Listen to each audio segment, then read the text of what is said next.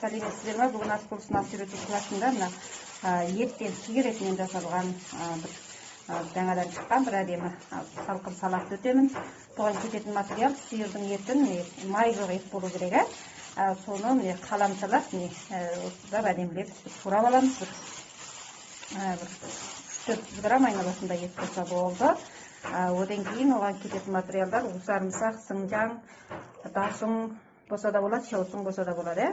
Соларды қалап турап, содан кейін бұны етке әдемі дәмін шығару үшін осыған саламыз. Одан кейін крахмал, неме крахмал деп қоямыз. Бұларды бұрымдың ұнынан жасалған имидиянсын. Содан жаңюдан бір қалақ мөлшерінде. Одан кейін ащы су.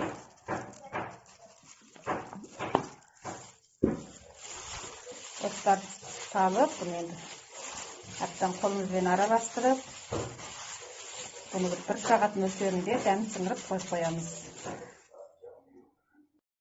Одан кейін немен баушамамен орап, бұны бір сағат мөлшерінде бұны дәмін сіңіріп, жұмсақ болып, дәмді болып, жақсы болады, сол үшін қоя тұрамыз.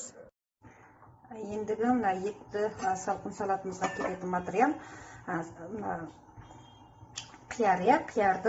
Бір қиярды 4 бөлікке бөліп алып, оны әрбір бөлігіне ортасынан кесеміз.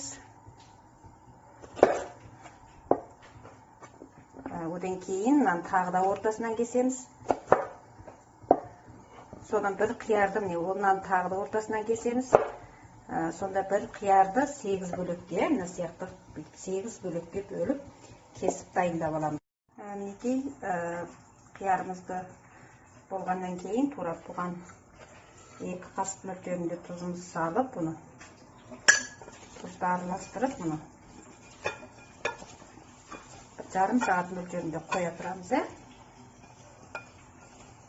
Бұл тұз сіңіп, қиярдың суы шығып, соғынға дейін бетін бір баужамамен жауып қоя тұрамыз.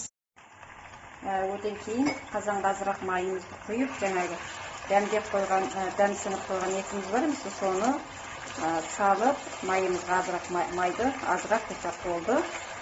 Содан кейін жаңағы етімізді баяу отта сарғайғанша қуырып аламыз.